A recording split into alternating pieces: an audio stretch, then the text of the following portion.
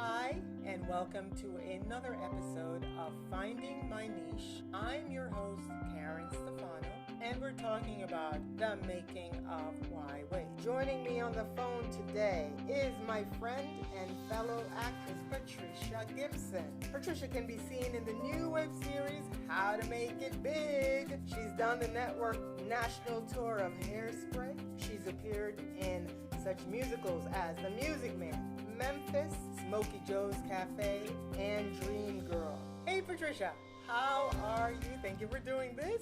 How are ya? Hey Karen, thank you so much for having me. Yeah, it's a pleasure. First of all, it's great to just check in and see how everyone is doing. So yeah, I'm doing all right. Awesome.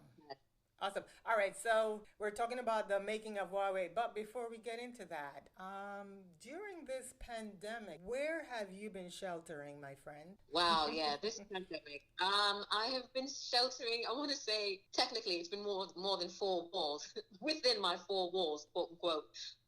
Just basically home, homebound for a while, like a lot of us, Right. doing my best to be productive while staying safe and yet stay connected, Okay. Yeah. Well, I mean, I know that you have a cat. So, I mean, that's gotta help a little bit. Yes, Yeah. yes. And her name is Nala. Wow. All right. Any Diva. significance with that name at all? Oh, I love The Lion King. I love that show. Would love to be cast in that show. Oh, It's a great awesome. show. Well, So yeah, that's where her name came from. okay. All right. Yeah. Have you been able to see family in this time at all, or are you still just kind of, hunkering down, staying your distance and whatnot? Well, finally, and I say finally, thank God, I actually had the opportunity to see my mum, but it was literally 3 months after. Oh, Because for a while she, was just also mindful of saying, no, let's wait it out, And then it got to a point of, okay, when are you coming over? because she's not living in the same place you are.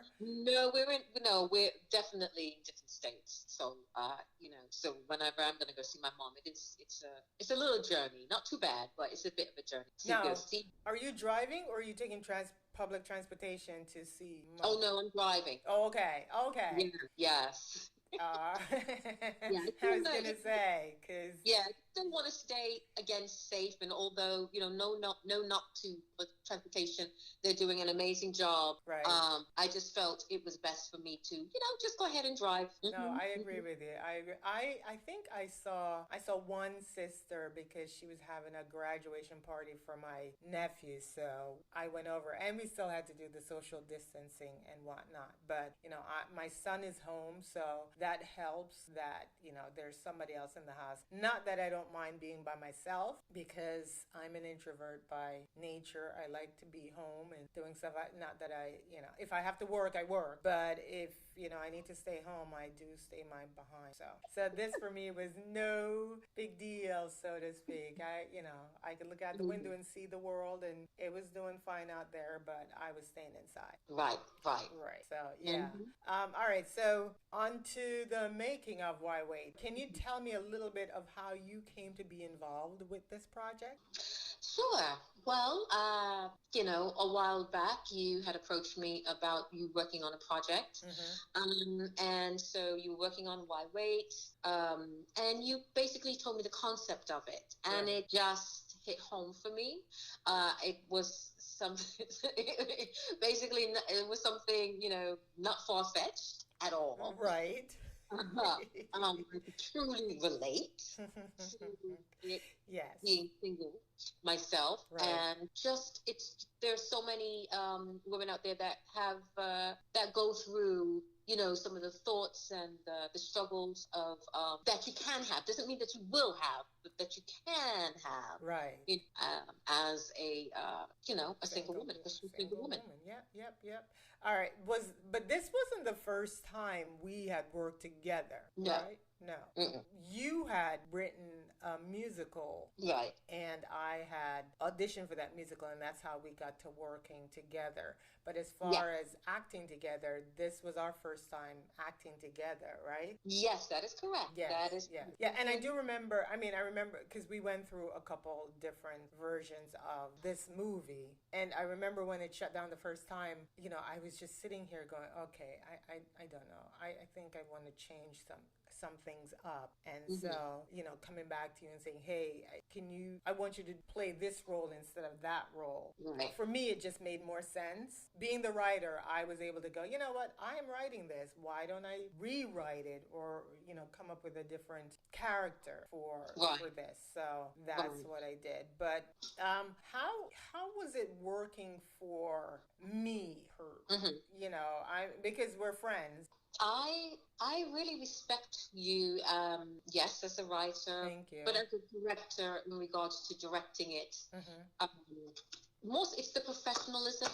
The thing about it is I've definitely been on other sets, Mm-hmm. and the thing that I felt that you really was on top of was the flow of it. Mm-hmm. And so therefore we did not spend a massive amount of time going over and over and over something when we actually knocked it out in maybe, an hour or less or before or more, whatever it was, on a take that we needed. Right.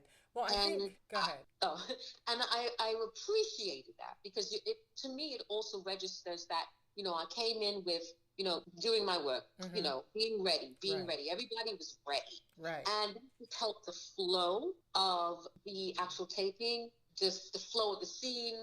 And I like that you just kept, the structure and the order of it. And of course, if there was something that needed to go back over, and we did, we're all professionals and we did that. But I just really appreciated the flow of it and just being aware of the time it would really take. And, time management. I really saw that you were really on that time management. And for me, that is something important.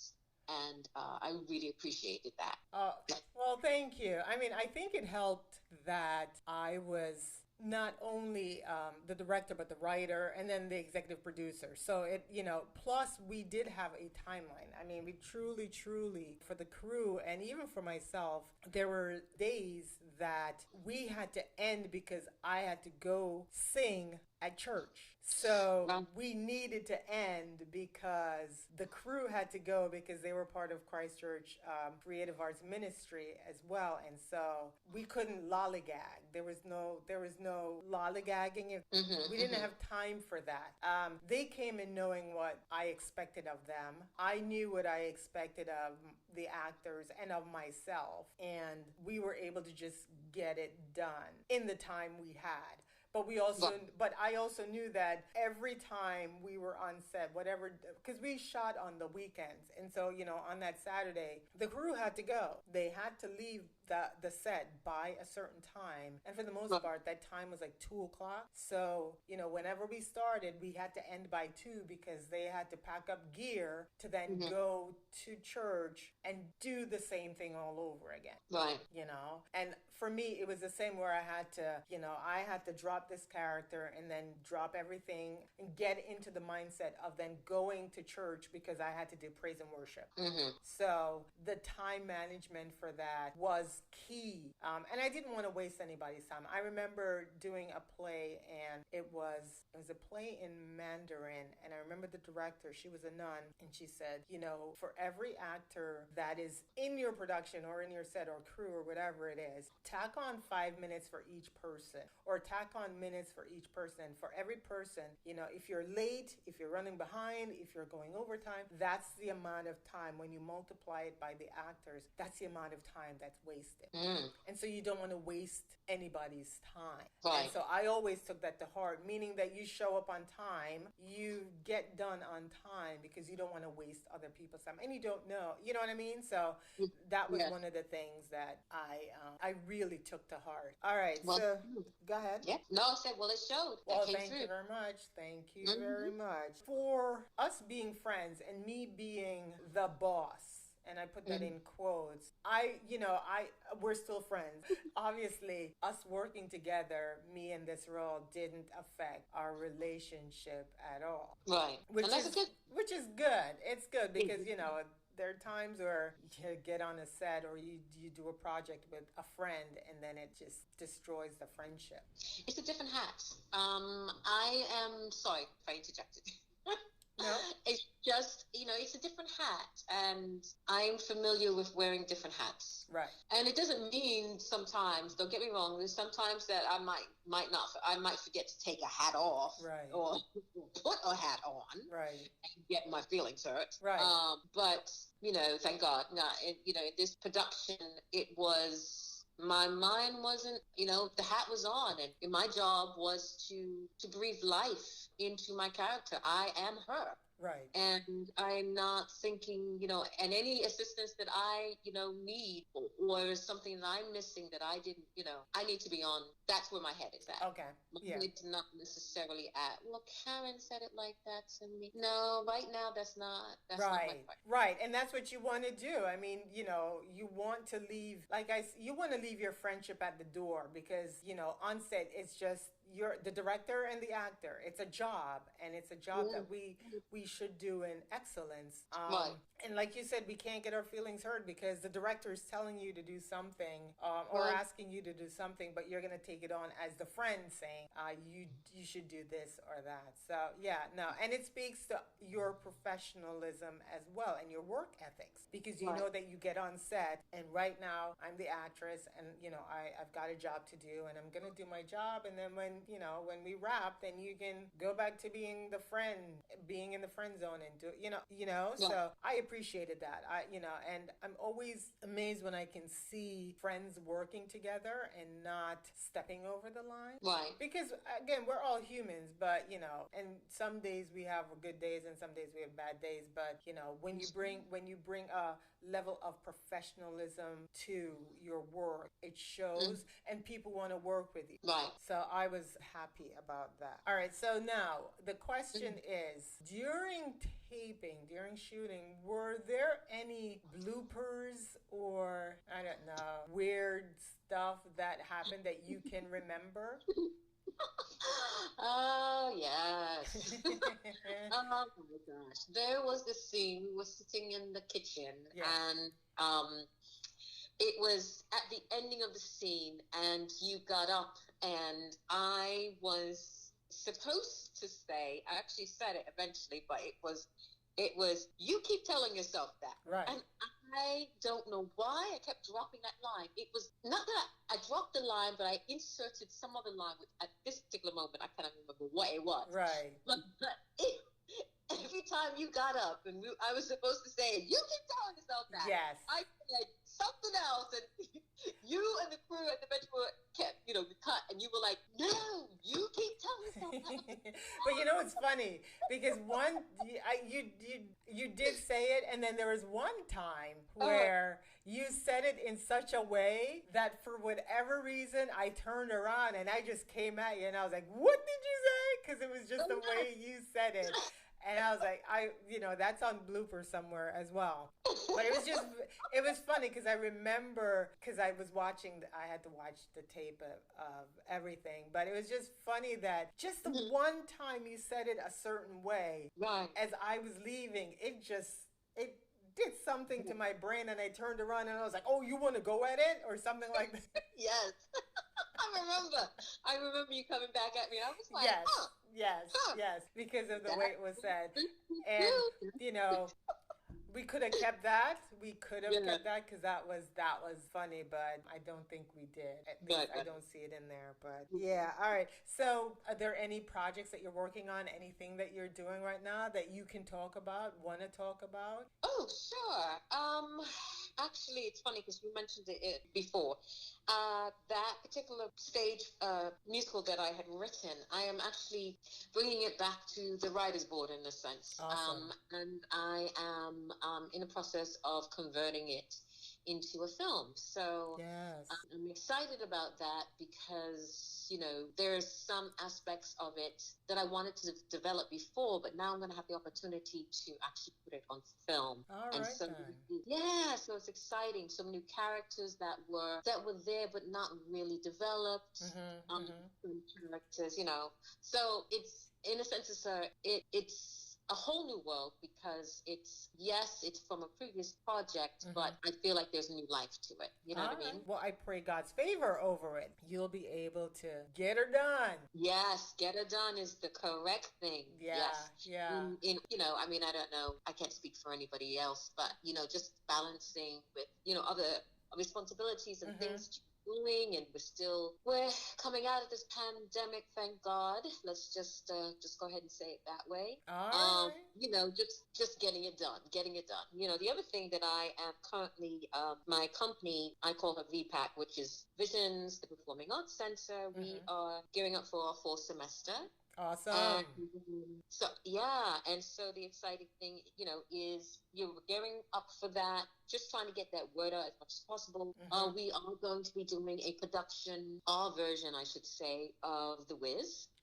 We will have a little twist in there, but The Wiz as you know it. And we will have, although I cannot divulge who, but we will have a Broadway mentor that will come on board and, speak encouragement and give advice to our youth that, about the business and about the production that they had, some involvement in. So I'm excited about that, to see what that's going to, look like as we progress. We start in October.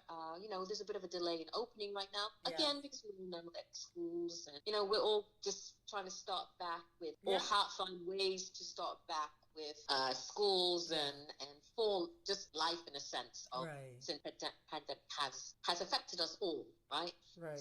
So just navigating through all of that's those are the things that I am presently have my hands on and excited about them. All right, then. So is this going to be virtual or?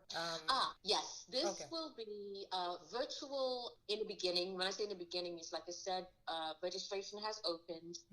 And so therefore you can, in October, it's virtual for everyone. Okay. Starting in November, mid-December, we are going to go hybrid for those that are nearby, within the, range of where we are. Right. Located. And with all of that information, can I give the website? You sure can. Okay, so if you would like to go ahead and register for Visions Performing Arts Center's fall semester, go to www.visionstheperformingarts.com. That is our website, and you will be able to register and see about our company and our upcoming productions. And I'll also put that link in the podcast so that others who want to sign up their kids. I mean, is it just for kids or is it kids to adults? The site, our production company, is for kids and adults presently, so you can go ahead and sign up. For The Wiz itself, we are gearing that towards 5 through 18-year-olds. Okay, all right. So then that link will be in the podcast, so that for those that want to click on the link and get more information. All right. Well, Miss Patrisha, thank you so much for doing this. It was so good talking to you and just catching up with you, hearing what's going on in your life. Thank you so much, Karen, for just, first of all, thinking about me in regards to the project itself, which I truly enjoy doing. I'm looking forward to anything else that may come from it. Yes, it's almost there. All right, thank you so much. And thank you for joining me. On the next episode, we'll be talking to Derek Alberti. Thank you so much, everyone.